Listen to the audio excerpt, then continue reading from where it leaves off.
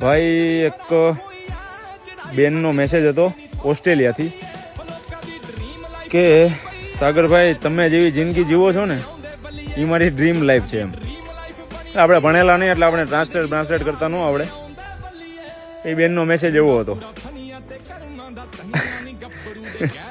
હવે એ બેનને કઈ ભાષામાં હું સમજાવું, કઈ ભાષામાં તમે સમજો છો ને. ઓસ્ટ્રેલિયાથી એ બેને મને ના પાડી છે, બાકી તો હું આપણે સ્ક્રીનશોટ મૂકી દે. આપણે દિલના દાતાર ભાઈ, આપણે કઈ અભિમાનમાં ન રહી, ગમે એનો સ્ક્રીનશોટ મૂકી દઈ, નામ લખેલો.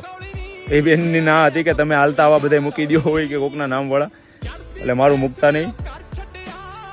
પણ તમે જણાવો ભાઈ કમેન્ટમાં એ બેનને મારે શું જવાબ દેવો તમે કહો. એટલે સમજાણો એ બેનનું કહેવાનું શું છે કે ખેડૂત જેવી જે ખેડૂત જિંદગી જીવે છે ને એવું એ બેનનું સપનું છે જિંદગી જીવવાનું. એટલે આવું કંઈક કરો. બગીચો કોઈ એલું આવશે ઓટોમેટિક.